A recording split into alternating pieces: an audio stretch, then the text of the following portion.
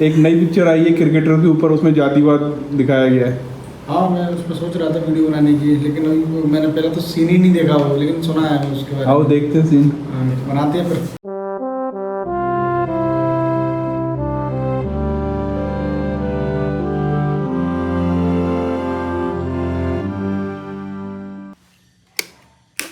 एक तो लोगों की कमेंट आए कि आपको है ना बुद्धिज्म के बारे में ज़्यादा कुछ पता नहीं है। देखिए, मैं तो हमेशा से यही बोलता आया हूँ कि मुझे नहीं पता है, मैं सीख रहा हूँ। मैं जो भी चीज़ देखता हूँ उसको आपके साथ शेयर करता हूँ।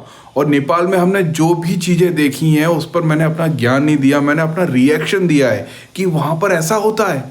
और उस चीज़ को समझ के आप लोगों को भी दिखा रहा हूँ। और अभी जो नेक्स्ट टूर हम प्लान कर रहे हैं वो श्रीलंका का है। और पता है ऐसा क्यों है?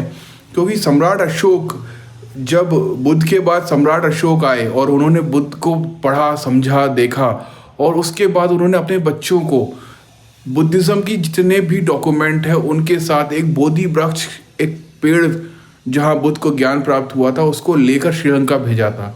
तो मुझे लगता है कि श्रीलंका में जो है बुद्धिज़्म बहुत प्योर फॉर्म में होना चाहिए उस जमाने का।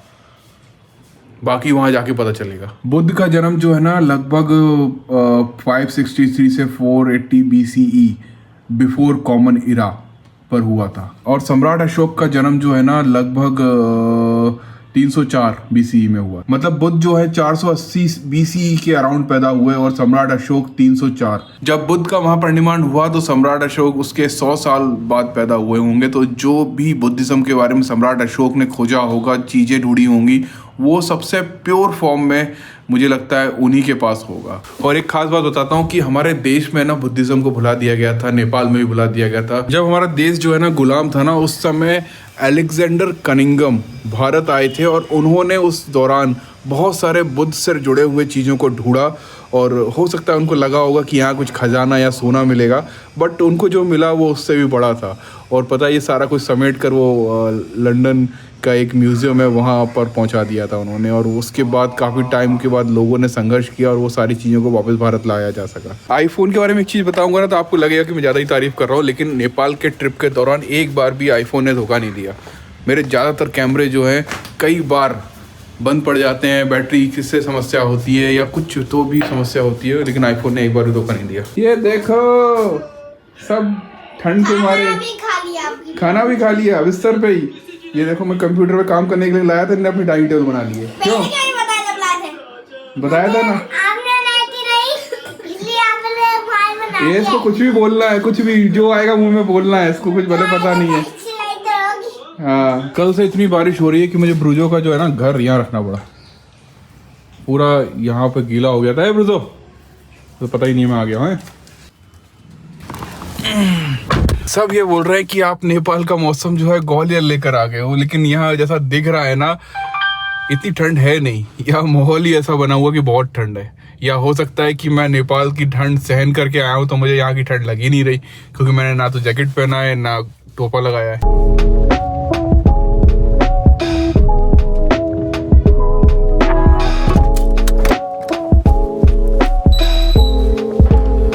कैसे हो युगल भाई? आइए दिल भाई, मैं अच्छा हूँ। ये देखो युगल भाई पूरे मजे ले रहे हैं हिमानी गोल्ड के। मुझे लगता है हम ब्रांड एम्बेसडर बन सकते हैं हिमानी गोल्ड के। इसने हमारी जान बचाई थी होगी। माहौल गरमाया हुआ है, बिल्कुल मस्त लग रहा है यहाँ पे आके। ये देखो सनी आ गया है। दिल्ली के बड़े पत्रकार नहीं, लखनऊ के बड़े पत्रकार हो गए आजकल। ये दिल्ली तो दूर हो गया अभी। तो इतनी जल्दी कैसे आ गए तुम तो बोलने वाले थे कि 2-3 महीने तक वहीं रहने वाले हो, और जैसे ही मैं आया वैसे तुम भी आ गए। ये क्या चक्कर हो गया? बस आ गए, आपकी याद आई तो पीछे पीछे। ये देखो ये इसने इतना साथ दिया ना मेरा। आशीष जो है ना 3-4 चीजें ले गया था। अच्छा, सब बजट वाली, लेकिन एक्सपीरियंस वाली चीज काम आई सिर्फ। भाई साहब इतना शानदार वीडियो बने ना, उसी से बने।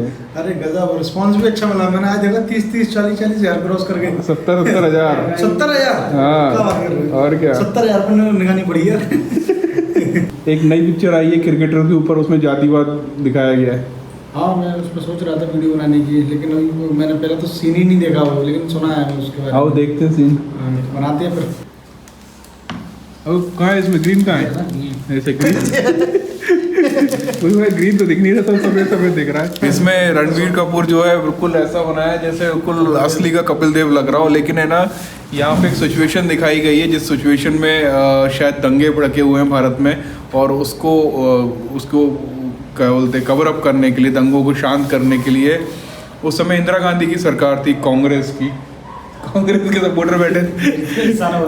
तो वो मुझे लगता था कि ये सब चीज़ें अभी होती है, पहले भी होती थी।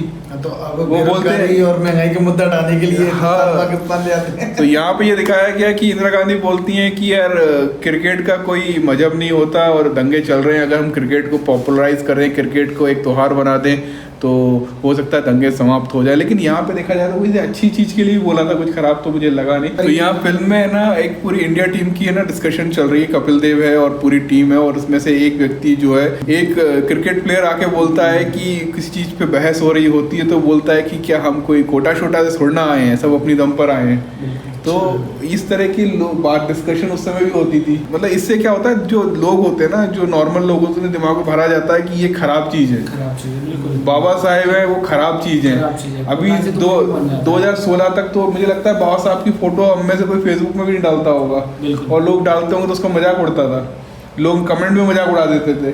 तो इसी तरह से उनको बेइज्जत किया जाता था, इसलिए कोटा छोटा इस तरह के शब्द इस्तेमाल करके गाली बना दी कोटा छोटा यार, जो कोटा फ्री में मिल गया सब कुछ। हाँ, फ्री में मिल गया।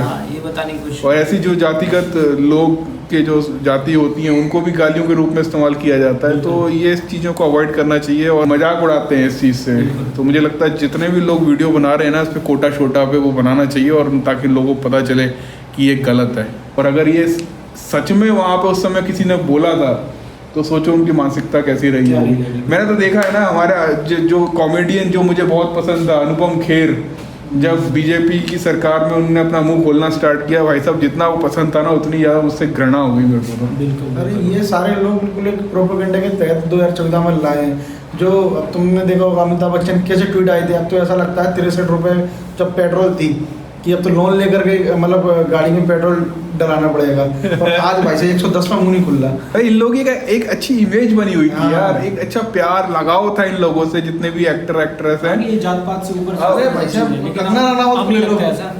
अरे उसकी एक्टिंग का दमदार मानते थे, दमदारी मानते थे, क्या दमदारी है। अब तो मतलब इज्जत ही नहीं निकलती उसके लिए कि कैसे हो गए ये लोग यार।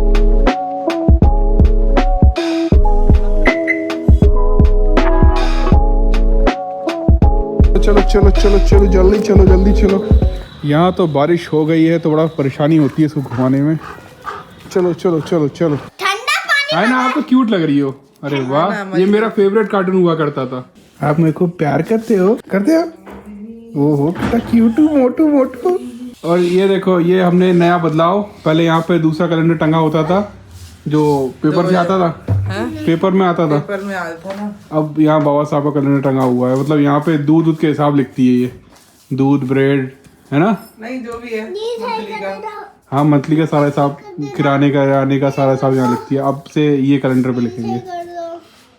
अच्छा है ना, अच्छी क्वालिटी का है सबसे।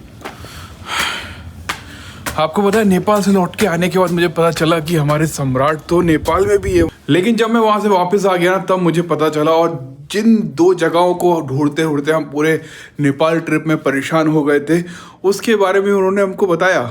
लुम्बिनी में मेरा घर है, अगर आप फिर से आएंगे तो मुझे मिलना। बिल्कुल, अगर कोई हमें लोकल का व्यक्ति मिल जाता ना तो आप अंदाजा नहीं लगा सकते, यही वीडियो जो है कई गुना इन्फॉर्मेटिव हो जाता, और हमें शूट करने में आसानी होती। हमें पता होता कि वहाँ का माहौल कैसा है, वहाँ पर किस तरह से हमें कपड़े पहनना चाहिए ताकि हम बीमार ना पड़े, और जितनी भी चीज़ें हैं सब कुछ सरल हो जाती है। लेकिन मुझे लगता है जो नेक्स्ट ट्रिप होगा नेपाल का वो मस्त होगा। जहाँ बाबा साहब ने भाषण दिया था, ये जो आपको लोकेशन दिख रही है ना, उस जमाने में इसका नाम था स्टेट गैलरी हॉल, लेकिन आज इसका नाम बदल के हो गया है KTM सिंह दरबार। KTM का मतलब है काठमांडू, और ये वो जगह है। सिंह दरबार जो है ना, बिल्कुल एयरपोर्ट के पास ही था। ये एयरपोर्ट है और ये सिंह दरबार है, स्टेट गैलरी हॉल, जहाँ पर बाबा साहब ने अपना भाषण दिया था। Place build in 1908। कुछ सम्राट बोल रहे थे कि आपने जो पशुपतिनाथ वाली स्टोरी बताई बाबा साहब की, वो आपको कहाँ पढ़ने को मिली, कहाँ से मिली, उसका सोर्स क्या है। और कुछ हेटर्स बोल रहे थे कि आप झूठ बोल रहे हो, तो मैं आपको दिखाता हूँ। बस गूगल करना पड़ेगा काठमांडू पोस्ट अंबेडकर बाबा साहेब या कुछ भी आप से लिखेंगे, सबसे पहले आपको जो दिखेगा childhood memory on BR Ambedkar the Kathmandu post. जब आप इसको खोलेंगे तो आपको पूरा का पूरा आर्टिकल मिल जाएगा। वो one day in October 1956 it was announced over radio that Baba Saheb BR Ambedkar. अगर आपको ये स्टोरी अभी भी नहीं मिल रही है तो मैं अपने ट्विटर हैंडल पर इसको जाके पोस्ट कर दूंगा, आप जाकर वहां पढ़ सकते हैं। तो आज के लिए इतना ही रखते हैं, कल मिलते हैं। बहुत सारे काम पड़े हुए हैं जिनको निपटाने में मेरा ज्यादातर समय जा रहा है, इसलिए ब्लॉग्स थोड़े छोटे बन रहे हैं। जैसे सब कुछ स्टेबल होगा ब्लॉग्स भी लंबे लंबे आने लग जाएंगे। तो जब तक के लिए बाय बाय, कीप सपोर्टिंग।